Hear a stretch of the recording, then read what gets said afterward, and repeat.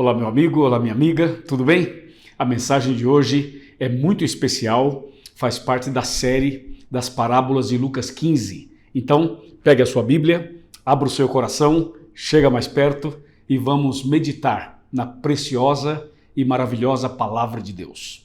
Lucas 15, versos de 11 a 13, diz assim: Continuou, certo homem tinha 2 filhos. O mais moço deles disse ao pai: Pai, dá-me a parte dos bens que me cabe. E ele lhes repartiu os haveres.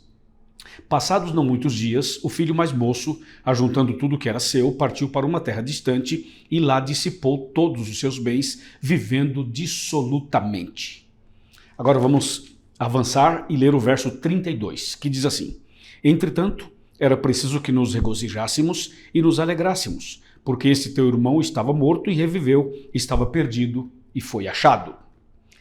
Esse é o texto da parábola, apenas uma parte do texto, para a nossa meditação.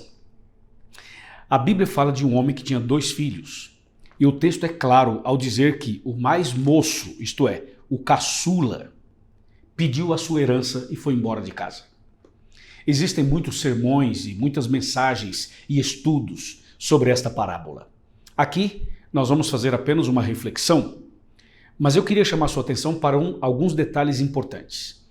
Esse filho, chamado filho pródigo, ele pede a herança para o pai. Veja que o pai está vivo.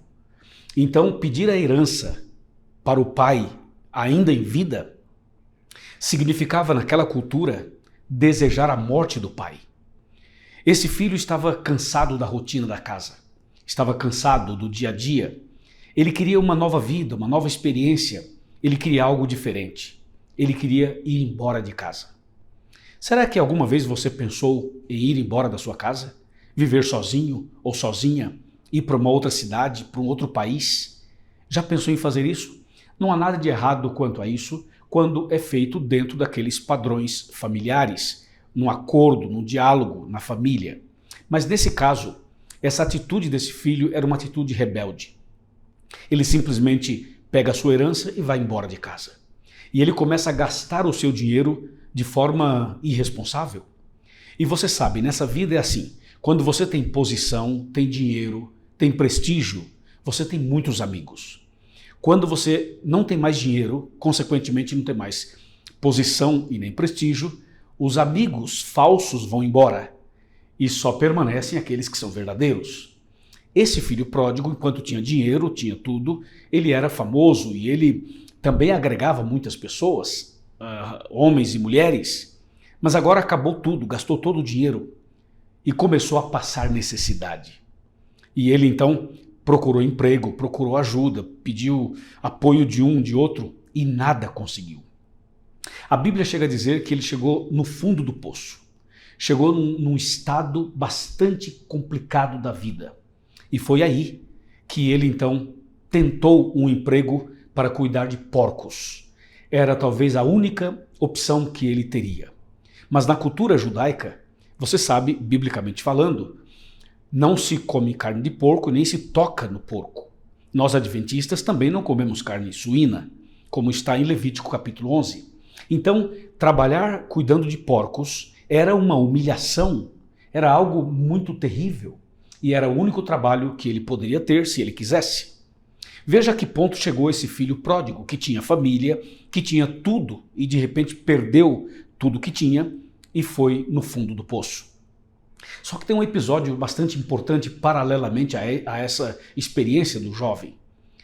Havia uma família orando por ele, havia um pai que intercedia por ele.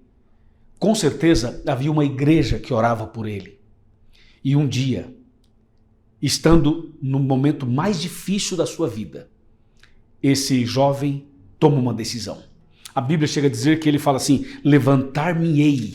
O texto é claro: levantar-me-ei, verso 18, irei ter com meu pai e lhe direi: Pai, pequei contra o céu e diante de ti, e já não sou digno de ser chamado teu filho. Trata-me como um dos teus trabalhadores ou empregados.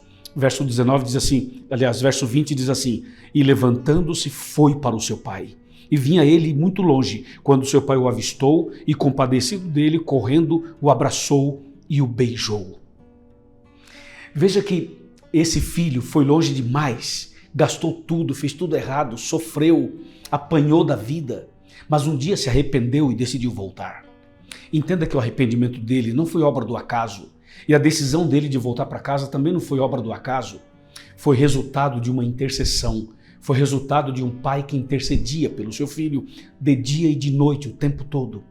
E então a oração intercessora tem poder. Continue orando pelos seus filhos e eu pelos meus, e Deus ouve as orações dos pais. Esse filho volta para casa. O pai estava esperando ele lá fora, na esquina, e quando ele aparece, o pai dá um abraço, um beijo e diz: bem-vindo de volta, meu filho. O pai não perguntou o que aconteceu, o que você fez, quais foram os seus pecados, me conta os seus pecados, me conta as suas aventuras, me conta os seus erros. O pai não perguntou isso. Simplesmente o aceitou de volta, o perdoou, o beijou e fez uma festa para ele. Mas ele mesmo, por sua própria iniciativa, no versículo 21 diz assim: e o filho lhe disse: pai, pequei contra o céu e diante de ti, já não sou digno de ser chamado teu filho. E o verso 22 fala assim: o pai, porém, disse aos seus servos: trazei depressa a melhor roupa, vestiu-o, ponde-lhe um anel no dedo e sandália nos pés. Veja que o filho reconhece o erro, mas o pai não continua falando do erro. O pai simplesmente traz uma roupa nova, um sapato novo, vestimentas novas e manda fazer uma festa para comemorar a volta do filho para casa. Esta parábola mostra o plano da salvação. Esse filho pródigo sou eu, é você também. Esse pai é Cristo Jesus, nosso Salvador e nosso intercessor. O pecado nos afastou de Deus. O pecado levou o ser humano à miséria, à lama, como diz Isaías 59 e também Isaías capítulo 1. É verdade, o pecado faz separação entre nós e Deus.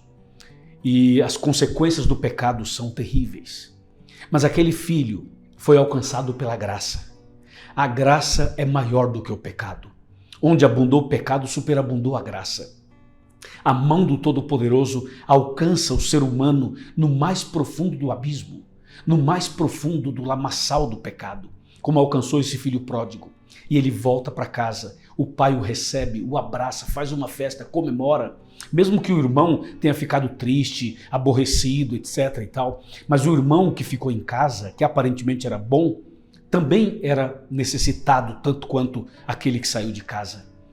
A mensagem de Deus é para os que estão fora da igreja, mas é também para os que estão dentro da igreja. A mensagem de salvação é para os que estão lá fora, no lamaçal de pecados, e é também para quem está dentro, e mesmo dentro, ainda assim, está perdido muitas vezes. É o caso do irmão do filho pródigo. O pai orava e intercedia pelos dois, mas aquele dia o filho pródigo volta para casa. E a festa é grande, a comemoração é extraordinária, porque o filho voltou. Jesus é aquele pai. E ele continua intercedendo por você e por mim. Quando você voltar, quando cada um de nós voltarmos para os braços do Pai, haverá uma festa. Uma festa no céu, uma festa na terra, uma festa pelo retorno. Por isso que eu li Lucas 15:32 que diz: entretanto era preciso que nos regozijássemos e nos alegrássemos, porque esse teu irmão estava morto e reviveu, estava perdido e foi achado. Quando uma pessoa se arrepende, confessa os seus pecados e abandona, quando uma pessoa volta para os braços do Pai Celestial, há uma festa no céu, há uma alegria no céu, há uma comemoração no céu. Hoje pode haver festa no céu, se você e eu nos entregarmos completamente, arrependidos, nos braços de Deus. Você aceita isso? Eu quero fazer isso. Você também quer? Se você quer, levante a sua mão. Muito bem. Amém. Meus parabéns. Quero lhe fazer um convite.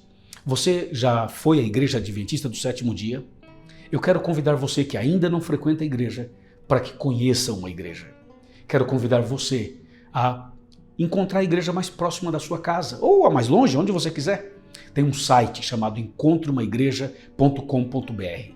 Vai lá, procure uma igreja, faça uma visita. Pode dizer para o pastor, ou para o ancião, ou para a irmã, ou para o jovem, para quem te receber, pode dizer assim, eu assisto as mensagens do evangelista Luiz Gonçalves. E ele me convidou para estar aqui. E eu vim porque eu quero receber Jesus no meu coração e quero me preparar para o batismo. É isso aí. Você aceita? Diz que sim. Muito bem. Se você aceita, meus parabéns, louvado seja o nome do Senhor. E hoje tem festa no céu, é ou não é? Eu vou orar por você. Oremos. Pai querido, obrigado porque a tua graça é maior, a tua misericórdia é impressionante. E Senhor, a tua mão nos alcança onde nós estamos. Por isso, nesse instante, alcança este homem, esta mulher, este jovem, esta pessoa que tanto necessita de ti. Eu venho, em nome de Jesus, humildemente, colocar minha vida nas tuas mãos e pedir que o Senhor abençoe esta pessoa que ora comigo. E que quando Jesus voltar, estejamos prontos para a vida eterna. Em nome de Jesus. Amém. Amém. Forte abraço. Deus te abençoe. Levanta a cabeça. Vai em frente. Jesus te ama muito. Amém.